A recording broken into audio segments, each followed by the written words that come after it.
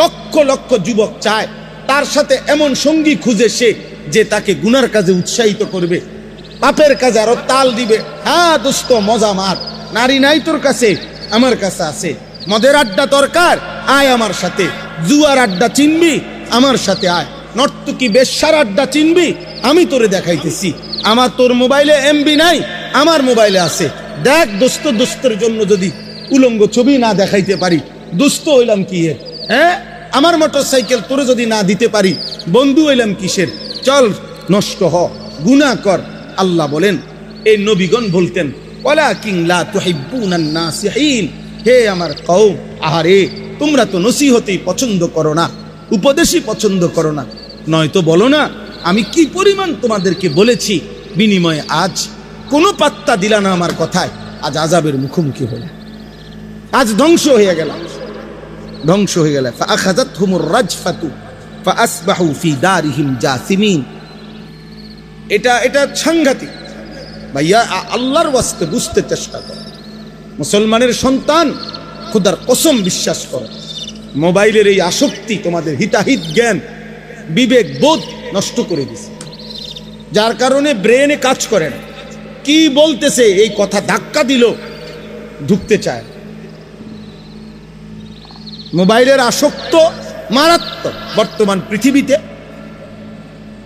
কোন যুবক অন্য সব আসক্তি ছাড়তে পারে, মোবাইলের আসক্তি ছাড়তে পারে, বড় মারাত্মক। মোবাইল আর নর্তকী এক পুরুষের চাহিদা পূরণের জন্য। আব্বা, এত নারী লাগে না, 10টা মহিলা দিয়ে তুমি কি করবা? এত মহিলা দিয়ে কি করবা আব্বা? একজন পবিত্র হালাল স্ত্রীর জন্য অপেক্ষা করো, সেই স্ত্রী মিললে চাহিদাও পূরণ হবে, হাজারো দিনই ফায়দাও আসবে। আমার বিবি আছে, আমার 4টা ছেলে মেয়ে আছে। তা আমার 4টা ছেলে মেয়ে, আমার 4জন ছেলে মেয়ে, এই 4জন ছেলে মেয়ে প্রাথমিক কোরআন শিখা, ওযু নামাজ শিখা, আল্লাহ চিনা, রসুল চিনা, কালেমা, ঈমান, আমলের ছোট কথা বলু, সব কিছুই আলহামদুলিল্লাহ। তো আমার বাচ্চার মা আমার বিবির কাছ থেকেই তারা শিখছে। তাহলে একজন পবিত্র স্ত্রী দুনিয়াবি যেই চাহিদা তাও পূরণ হয়, আখিরাতের জন্য নেক কাজের সহযোগী হয়, নেক কাজের সহযোগী হয়। একজন বিবি তোমার সন্তানের মা হবে, একজন বিবি তোমার বংশের জন্য আগামী প্রজন্মকে এগিয়ে নেবে, একজন বিবি তোমার জীবনের পরামর্শের সুখে দুঃখের একজন সঙ্গী হবে। কিন্তু বেশ্যা, পতিতা, মোবাইলের নর্তকী, সিনেমার নর্তকী, সে তোমার কি কল্যাণ করবে? বলো না ভাই, মোবাইলের নর্তকী তোমার কি কল্যাণ? আমরা ওই দিনও কিতাবে পড়ছি, একজন সিনেমার নায়িকা, নাটকের নায়িকা, সে তো অভিনয়ের সময় প্রেমের এমন সুন্দর কথা পুরুষকে বলে। পুরুষ নাটকের কারণে না, অভিনয়ের কারণে না মহিলাকে প্রেমের এমন সুখের কথা বলে, এটা তো অভিনয়ের কারণে বলে, টাকার কারণে বলে। কিন্তু যেই মহিলা সকাল থেকে নিয়ে রাত 10টা পর্যন্ত একটা পুরা সংসার পরিচালনা কাজ করছে, এতগুলো মেহমানের রান্না করছে, পুরুষের রান্না করছে, বাচ্চাগুলোর কাপড় চোপড় ধুইছে, ঘরটাকে সাফ করছে, তারপরে স্বামীর খেদমতের জন্য যা যা লাগে সব করছে, শ্বশুর শাশুড়ির জন্য কিছু পরিমাণ খেদমত করছে, এত পরিশ্রম, এত মেহনত কইরা সে যে তোমার সাথে সংসার করতেছে, এই স্ত্রীর সাথে তুমি নর্তকীরে মিলাও কেমনে? বুঝেন নাই মৌলানা সাহেব? অত হইল মোবাইলের নর্তকী, অত নায়িকা, অত অভিনয় করে আব্বা, অত সকালবেলা 4টা বাচ্চার কাপড় চোপড় ধোয় নাই, ধুইছে। ও তো তার স্বামী ঠিক বরাবর 1টা বাজে খানা খাবে, ওর জন্য খানা রেডি করে নাই, খানা সব রেডি করে লাইছে। এর সময় কইছে, শুনছো একটু আলুর ভর্তা করো, আচ্ছা। কদ্দুর মসুর ডাল রান্ধো, আচ্ছা। সব রান্ধা মাত্র বাইরেছে, এই সময় ফোন গেছে, 2জন মেহমান আছে, যেমনি হোক কদ্দুর নতুন অন্য আর একটু কিছু আসেনি চাও, মানে এটা আমি আমার ঘরের কথা কই, সবার ঘরে এমন। এই না জিন্দিগি ভাই, এই না জিন্দিগি। কাপড় চোপড়, গোসল করার জন্য কাপড় ওইখানে রাইখাও অনেকক্ষণ ধরে কাজ করতেছে। তাইলে প্রিয় ভাই, একজন পবিত্র স্ত্রী তোমার জীবনের সঙ্গী। কোরআনে আছে, নেক কাজ যদি স্বামী স্ত্রী একজন আরেকজনের সহযোগিতা করে, আল্লাহর কসম কোরআনে আল্লাহ বলছে, স্বামী স্ত্রীকে, স্ত্রী স্বামীকে দ্বীনের কাজে, নেকের কাজে সহযোগিতা করিলে কিয়ামতের দিন আল্লাহ তাআলা ওই স্বামী স্ত্রীকে বলবে, উদখুলুল জান্নাতা আনতুম ওয়া আজওয়াজুকুম তুহবারুন। আল্লাহ বলবে, সুবহানাল্লাহ, তোমরা তোমাদের নেক কাজের সঙ্গী স্ত্রীকে সাথে করে, আনতুম ওয়া আজওয়াজুকুম, তোমরা এবং তোমাদের স্ত্রীগণ, উদখুলুল জান্নাহ তুহবারুন, খুশি খুশি তোমরা জান্নাতে ঢোকো। তাইলে দুনিয়ার চাহিদাও পূরণ হইল, হালাল চাহিদাও পূরণ হইল, যৌবনের চাহিদাও পূরণ হইল, দুনিয়া আখিরাতের অসংখ্য কল্যাণ বয়ে আনবে। তো এটা হারাম নারীর থেকে পাওয়া যাবে আব্বা? আল্লাহ আমাদেরকে হেফাজত করে, আল্লাহ আমাদেরকে হেফাজত। কোনো এক ছেলে যদি বুঝো ভাই, আমরা বলা সার্থক। সাতের আমি তো সব সময় বলি রে আব্বা, সমবয়সীর লোকে বুঝা ফাটতা না, ওইতে তোমারে হাসি দিয়া, তাল দিয়া, ওই তোমারে উড়াই দিবে। তোমার হয়তো অনেকের এইম হয়, মানে আশা হয়, বা অনেকের কিছুটা বুঝ আসে, অনেকের মধ্যে একটু আগ্রহ তৈরি হয়, কিন্তু বন্ধু নামের শয়তান তারে আবার কি করে দেয়। হাদিস আছে, আমার কাছে কিতাব আছে, এক লোক নবী সাল্লাল্লাহু আলাইহি সাল্লাম এর সময়ে আপনার নামাজের ওয়াক্ত চলে যাচ্ছে, ঘুড়ির পিছনে দৌড়াইতেছে, বুঝছেন, গুড্ডির পিছনে দৌড়াইতেছে। তো আল্লাহ নবী সাল্লাল্লাহু আলাইহি সাল্লাম উল্লেখ করে বলছেন, দেখো এক শয়তান আরেক শয়তানের পিছনে দৌড়াইতেছে। আরে আপনি আরো শুনেন, আরো লাগবে, একটা সহজ একটা উদাহরণ বলি, হাদিসে আছে, নামাজে যে দাঁড়ায়, তো নামাজি ব্যক্তির সামনে দিয়ে যাওয়ার অনুমতি আসেনি? কথা বলে না ছেলেরা, ভাই তোমরা এটা জানো নি, নামাজি ব্যক্তির সামনে দিয়ে যাওয়ার কি নাই? এটা সবাই জানে এই কথাইটা, এখানে পরিষ্কার, আমার নিজ চোখে এই হাদিস পড়ছি, মিশকাতে এই হাদিস আছে। আল্লাহ নবী সাল্লাল্লাহু আলাইহি সাল্লাম বলছেন, তোমাদের নামাজের, মানে কমপক্ষে নামাজের সেজদা আমি যেটুকু দেব, আমার এই সেজদা বরাবর এটুকু জায়গার এই সামনে দিয়া কেউ যেন অতিক্রম না করে। নবীজি বলছেন, তুমি তাকে হাত দিয়ে প্রতিহত করো। তো এই শব্দটা বলতে গিয়ে প্রয়োজনে তুমি তার সাথে যুদ্ধ করো, যুদ্ধ অর্থাৎ শক্তভাবে হাত কি করে এমনভাবে ধরে রাখবা যে প্রয়োজনে যেন যুদ্ধ করতেছে, যে সে যেন কি না হইতে পারে, এখান দিয়ে পার হইতে কোনোভাবে না পারে।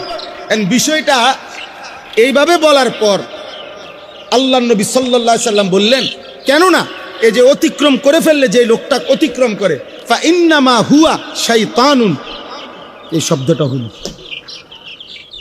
রাসূলুল্লাহ সাল্লাল্লাহু আলাইহি সাল্লাম বললেন, কেননা এ হচ্ছে শয়তান।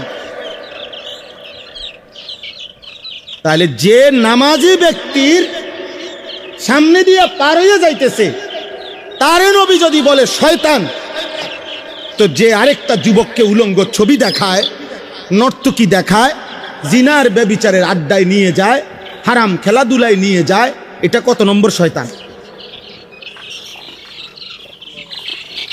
এটা শায়াতিন আল জিন, শায়াতিন আল ইনস ওয়াল জিন, এটা মানুষ শয়তান, ওইটা জিন শয়তান।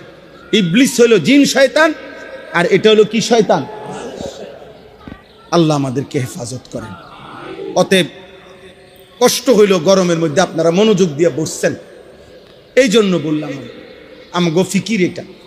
তোমরা যুবক, আমি ফিরাইতে চাই, আমার এটা স্বপ্ন, সারা জিন্দেগির স্বপ্ন, মুসলমানের সন্তান আল্লাহর দিকে ফিরবে, যতভাবে পারি চেষ্টা করিয়ে। মাদ্রাসায় নতুন জায়গা কিনছি, আলাদা মাদ্রাসা করতে চাইতেছি যুবকদের জন্য।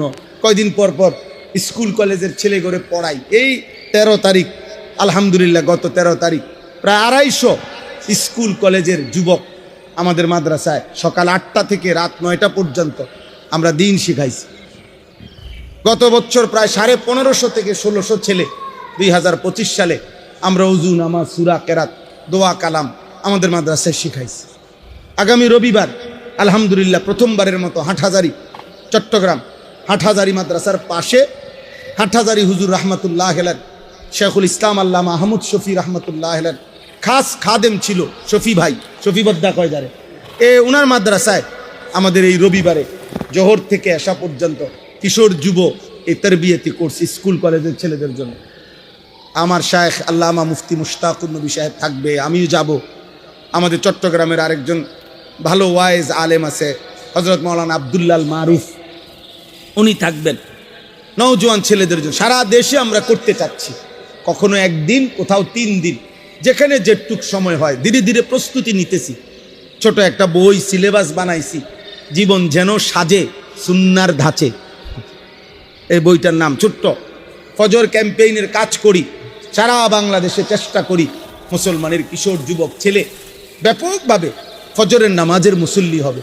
প্রিয় ভাই, মনে রাখো, ফজরের মুসল্লি বাড়লে মাহাদির সৈনিক বাড়বে।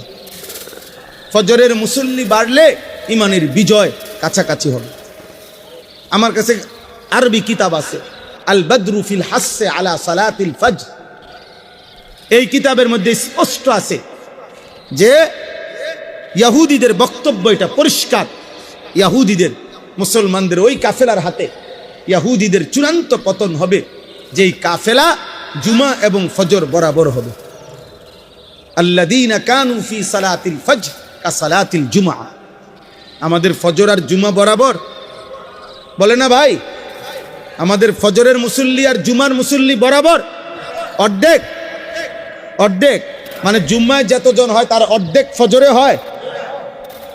3 ভাগের 1 ভাগ, 10 ভাগের 1 ভাগ। এই গত শনিবারে আমি আমার শায়েখ আল্লামা মুফতি মুশতাকুর নবী কাসিমি, আমরা 2 জন এক জায়গায় মাহফিলে গেছি। রাত্রেবেলা সারা রাত লাগাইয়া ফজরের ওয়াক্তে একই মসজিদে, একটা রাস্তার পাশের মসজিদে আমি এবং আমার শায়েখ হজরত আমরা গাড়ি থামাইছি ফজরের সময়। আমার গাড়িতে 3 জন, ওনার গাড়িতে 3 জন, হজরতের গাড়িতে 6 জন মানুষ আমরা নামছি। মসজিদে ঢুইকা দেখছি, মসজিদে একেবারে কসমে কোরআন সামনে, মসজিদের ভিতরে ঢুইকা দেখছি ফজরের ওয়াক্তে একজন ছেলে নামাজ পড়াইতেছে। ছোট্ট একটা ছেলে, কালা একটা প্যান্ট পরা, তার পরনে এই একটা ফোলা পাঞ্জাবিটা আমার মনে হয় কারোতে আনছে, হেইতে এটা হেতের পাঞ্জাবি না মনে হয়েছে আর কি, পাকে হেইতে রইতে পারে। তো আর পিছনে একটা ছেলে, এই কসম আল্লাহ, শুধু এই 2টা মানুষ ছাড়া পুরা মসজিদ আর একটা লোক না। নামাজের পরে জিগাইছি ছেলেটারে, পুরা হালাত শুনছি যে 3 গ্রাম না 3 মৌজার মসজিদ, এটা জামে মসজিদ। 1 মৌজা মানে হলো কয়েকটা গ্রাম মিল্লা। আগের দিনের মৌজা কইতো না? তো যেই মসজিদ যদি একেবারে 3 গ্রামেরও ধরেন না, 1 গ্রামেরও ধরেন না, আরে 20টা বাড়ির ধরেন না, 10 বাড়ির মুসল্লি ধরেন না মসজিদে। তো 2 জন মসজিদে, বাচ্চা বাচ্চা ছেলে 2 জন, বুড়ারা কই, মাঝ বয়সীরা কই, বাকি মুসলমানরা কোথায়? তো যে জাতির ফজরের মুসল্লি হয় 2 জন, সে জাতির অধপতন ঠেকাবে কে? আমাদের আযাব আসবে না তো কার উপরে আযাব আসবে? বুঝেন নাই? এখনো যে আমরা টিকে আছি, এটাই তো শুকর। এই জন্য মাদ্রাসা সংলগ্ন মসজিদগুলো তো আলহামদুলিল্লাহ তালেবে এলেম কওমি মাদ্রাসায় আলহামদুলিল্লাহ ভরপুর নামাজ পড়ে, কিন্তু বাকি সারা দেশের চিত্র এমন না। বাকি চিত্র কি না এমন। অতএব যুবক ভাই, তোমাদের কাছে অনুরোধ ভাই, ফজরের নামাজ পড়ো, বলো ইনশাআল্লাহ। ফজরের মুসল্লি, ফজর ক্যাম্পেইন, এটা আমাদের একটা মেহনত, মানে ফজরের প্রচারণা। সারা দেশে আমরা ফজরের প্রচারণা করি। রাসূলুল্লাহ সাল্লাল্লাহু আলাইহি সাল্লাম বলছেন, মান সাল্লা সালাতা সুবহি ফি ফাহুয়া ফি জিম্মাতিল্লাহ। যে ফজরের নামাজ পড়লো সে নিজেকে আল্লাহর জিম্মায় তুলে দিল, আল্লাহর সুপুর্দে দিয়ে দিল নিজে। ওই কিতাবে লিখছে, ইয়া আইয়ুহাশ শাবাব ইন লাম তাস্তাতি আলা নজর, মানে তুমি যদি ভিন নারী দেখার থেকে নিজেকে হেফাজত করতে না পারো, তাহলে কি সুন্দর উনি লিখছে, ফজরের নামাজ জামাতে পড়ো আর আল্লাহকে বলো, আল্লাহ ফজরের সেজদা দিয়া আমাকে তোমার হাতে তুলে দিলাম, তুমি আমার চোখের হেফাজত করো।